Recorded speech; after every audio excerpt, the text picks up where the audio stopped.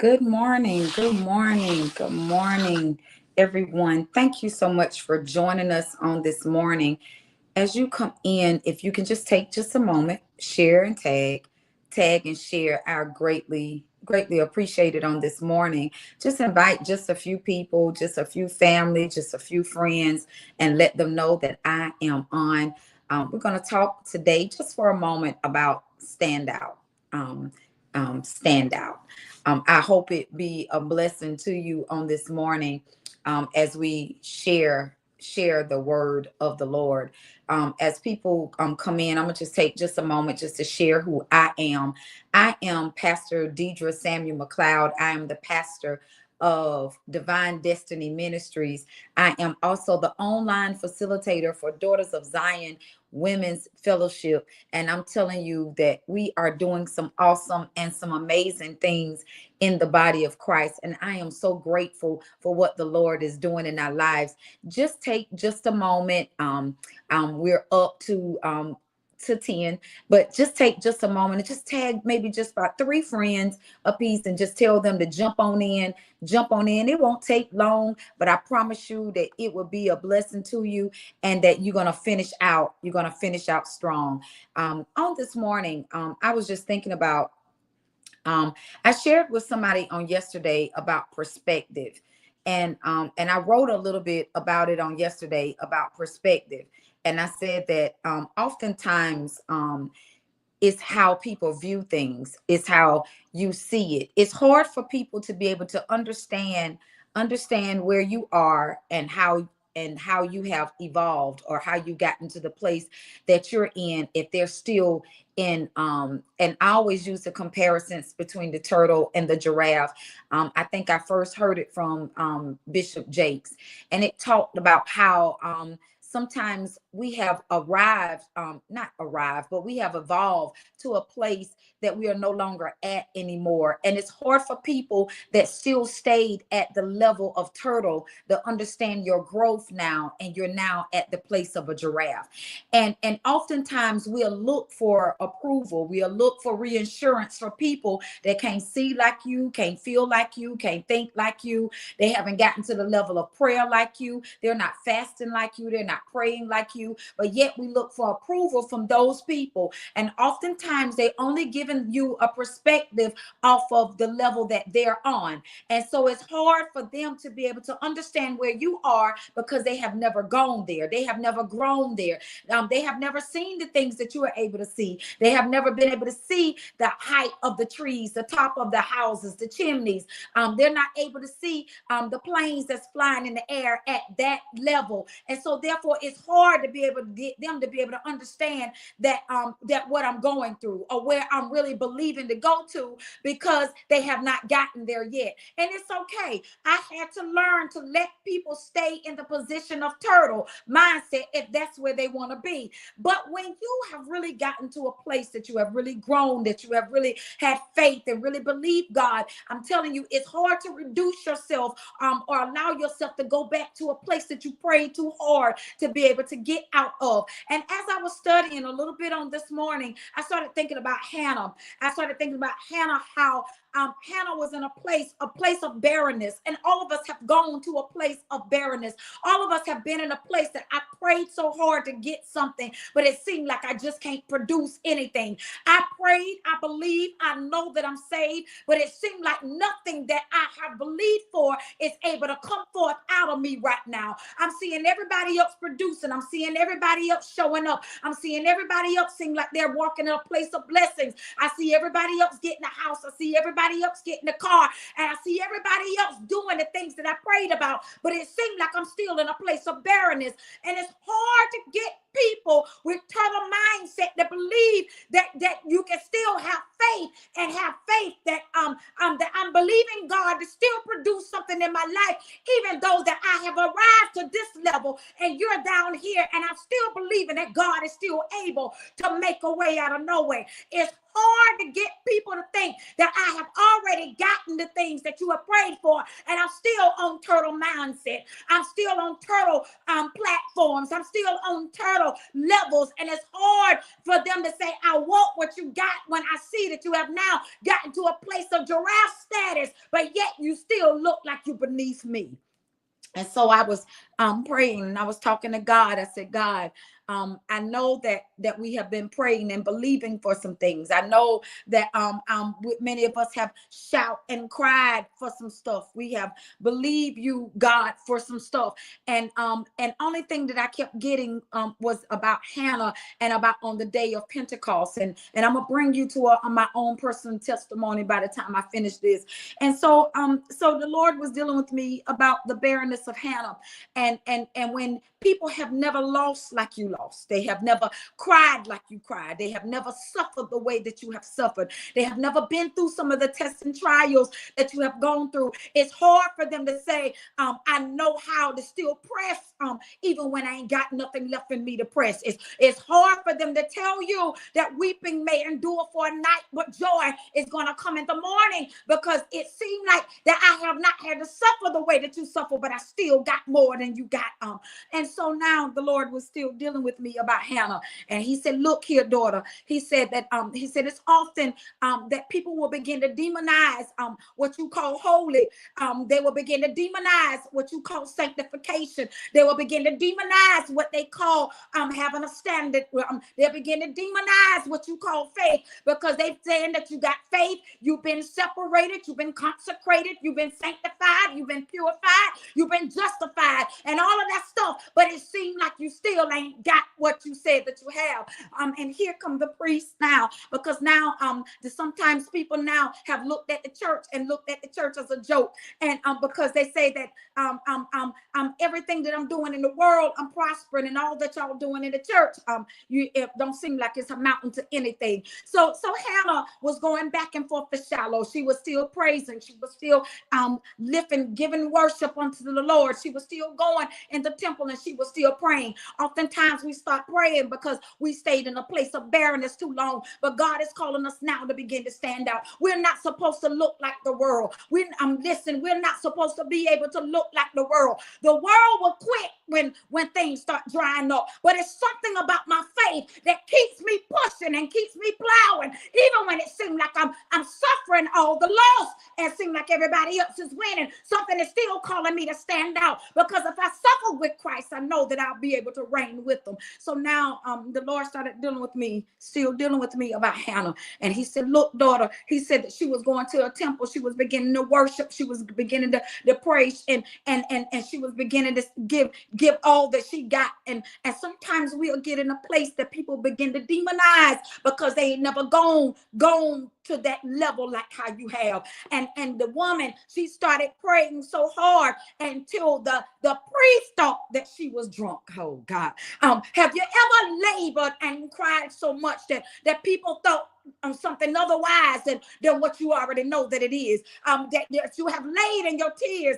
I believe David said that he has cried so much that his tears was like me. Have you ever cried so hard and prayed so hard and suffered so hard and labored so hard and read scripture so hard and gave God back his word so hard, because God, I'm doing all that I can, because God, I know that it got to be something on the other side of this, that I know that that something is going to come out of this. I know that I might be hard pressed on every side, but God, I know that I'm not going to be crushed. And so now God was saying that sometimes I need for you to keep the pace. I need for you to keep doing what you're doing. I need for you to hang on in there just a little while longer, because change is about to come. He said, keep standing out. I don't need for you to look like them, because oftentimes people will make you seem like that you're not saved because you don't look like them. You don't act like them. You don't wear the long dresses. You don't wear the prayer cloths over your head. It's not, the Bible didn't say come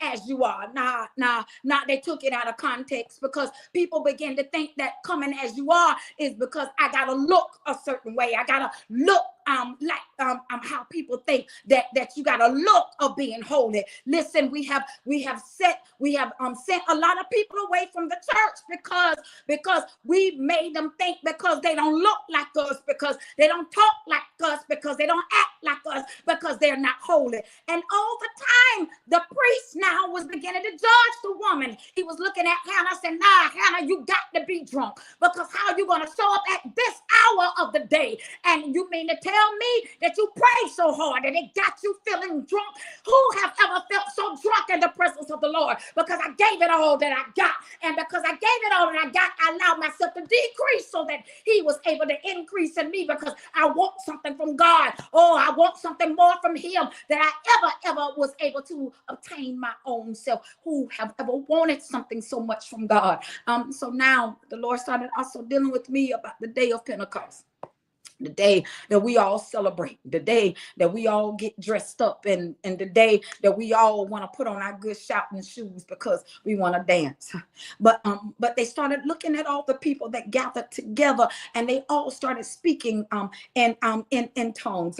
They started speaking. They got unified, and they started speaking in tongues. And the people thought that they was drunk, because people would demonize what they don't understand. People would demonize because God ain't never moved for them like that. People will begin to demonize because they start saying that, nah, that can't be God. I ain't never saw God operate like that. I ain't never saw God move like that. People begin to demonize because they ain't never felt the power of God to fall fresh down upon them like that. They ain't never saw the power to really float in the church and really dwell there. We talk about God, but we don't know God when God began to show up. So now God said, I'm calling you to stand out. I had to go to the hospital because I have a member in the hospital, and I went in there. I planned to do what I was going to do. I stopped by the church and I got my bottle of oil because I already knew what I was going to do. I knew that I had to go in and pray until I see change. Pray until healing took place. Pray until deliverance took place. Pray until they felt the power of God to shake the very doors and the hinges at the hospital. I went there. Yes, you might say that it was premeditated. Yes, it was, because I had something on my mind. I had, sometimes we gotta get to a place and say, nah, this right here, this praise right here got to be premeditated, because look, y'all looking on the beat, but I came to stand out because I know that I'm looking for God to stand up for me. So as I went in the hospital, she's in ICU. I started getting my oil out my pocketbook. They told us to put on gloves and put on masks. Oh, that's all well. But when I started to try to pray, I started anointing them. I started trying to pray. It felt like the mask was trying to take my wind because it was hard trying to pray through the mask. I dropped the mask and I went for broke. I went to give God all that I know to give because I was looking to stand out. I wanted God to show himself mighty and to show himself strong. I'm just a conduit. So if God used me, God used me. God, I'm only here to be used for your glory. It's not about me. It's not about me at all. So I don't want nobody to idolize me. I came with an agenda. And so now I started talking. I started talking to the illness. I started talking to the sickness. I started commanding the room. I started asking angels to show up in the room. I flopped all over the room. I started demanding Michael and Gabriel to show up in the room, and it began to war like they ain't never warred before. I started asking the Lord to fall down fresh upon the doctors, to fall down fresh upon the nurses, to fall down fresh upon everyone that ever entered the room. I wanted him to feel his glory. I said, God, I want you to demonstrate your glory and demonstrate your power like you ain't never done it before. Oh God, we can feel the power of God running all in the room. I can feel electricity running all up and down my spine. I can feel the glory of the heart. I can feel the power of God. And I said, God, have thine own way. God, you are the potter and I am nothing but the clay. God, use me for your glory. And so we sat in just for a little while longer. After a while, a nurse came in. And the nurse asked the patient, she said, how are you? And she nodded her head because she didn't have much speech to be able to talk. She just nodded her head and then she whispered and said that I'm okay. Okay, that's what she started saying. The nurse said back to her, she said, you ought to be better than okay, because she said, because I can feel the presence of God all in this room. I know the Spirit of the Lord is in this room. And she started saying that, and then she started letting them know. She said, now your blood pressure been regulated. You ain't got to take your blood pressure pills right now. We can take you off of that. She started talking about other things that was going on. Started talking about her diabetes and started regulating. Oh, because the presence of God was in the room. I just showed up to be a vessel because I had something premeditated that I knew that I was going to do. But when we stepped out of the room, man, and I went outside in the hallway where some of the family and friends was at, and they started saying that people was running. There was other people that was running in the hospital like they was trying to get up out of there. They said because they got scared. They got scared. And I said, they got scared. Scared of what? And she said, because we could hear you praying out here. And I said, y'all could hear me praying out here? I didn't realize that I was that loud. They said, oh yeah, we can hear every word that you were saying. And the people got so scared that they began to take off. And I said, well, okay, but that's because they try to demonize what they have never experienced before. We used to going in churches and trying to sit down and be pretty. We trying to sit down and make sure that our wig is on tack. That we trying to make sure that we don't lose our eyelashes or our eyebrows. We trying to make sure that we are comfortable in our red bottoms all the time while Satan is having a field day beating the hell out of us while we still trying to look pretty. And we try to demonize when God began to show up, because they never felt the power of God like that. And so she said, only thing wrong with them, she said, it ain't nothing but demons. I started laughing. And I said, God, I said, you see perspective outside, because they ain't never felt the power of God like this. They try to demonize what you was in the room doing. And I said, but the nurse came in and said, I know that you ought to be well and feeling a lot better in your body because the Spirit of God is in here. So I came to let somebody know that, listen, just because they try to demonize what God is trying to do in your life, keep going. Give it all that you got. Lay it all on the table. Because I'm telling you now, when our time comes, and I'm telling you, whether we're gonna go to a place where the weary soul shall be at rest. I'm telling you, we got to make sure that I gave it all that I got. I ain't came to stand in. So even if you don't never invite me to your party, you never invite me to your stage, you never invite me to preach from your pulpit, if you never join on my lives, if you never join me in prayer, if you never think that I'm a child of God, that's okay, because God has called me to stand out, and I stand out is what I'll do. And because at the end of the day, I got to make sure that what I've done is pleasing unto my God. It's pleasing to my God. So I say to you on today, stand out. Stand out. Yeah. It's going to be difficult. It's going to be hard. But I promise you, at the end of this, I'm telling you, it's going to make sense. At the end of this, yeah, I got a call in my life. I got to work out my call. I got to work out my soul salvation with fear and trembling. We ought to be fear and trembling that I want to make sure that I accomplish the call that God has made me, not that I'm trying to please you. So I don't care if I don't never get invited to your rooms. I don't care if I don't never get invited to your platforms. I don't care that if you don't never think that I'll never amount to anything. That's all right. Because as long as when I lay in bed at night, that God said that I'm pleased with you, daughter, and that he keep giving me assignments every day, because I'm called to stand out for God. I pray that God has met you, that God has blessed you, that God has done something major on the inside of you. I can tell that people are making comments, but I'm not able to read them. I'll go back and read them later, but I'm telling you, stand out. If you can just type in the comments, stand out, because that's what I'm going to do. I just want just a few people say, hey, Pastor D, I'm a stand out along with you. I'm a stand out along with you. Yeah. It's hard standing out. Yeah. It gets a little lonely, but it's all right, because we're not of the world. Yeah, I live in the world, but I'm not of the world, so I'm supposed to stand out. And so I'm grateful unto God that they look at me strange. I'm grateful unto God that they don't look at me like one of them. It's a good thing. I'm supposed to look like an alien to you. I live in this world. I'm not of it. I'm called to stand out. Listen, if you have been blessed by this word on today, listen, we got a few more days. We got about 12 more days that we're trying to accomplish our roof project. Help us accomplish our goal. We got 12 more days. 12 more days. And I'm looking for God to do something major, major, major for us and show up for us like he has never done before. God called us to stand out. God called us to stand out. And that is exactly what I shall do. I love you guys. May God bless you. May God keep you. May heaven smile upon you. Let's stand out.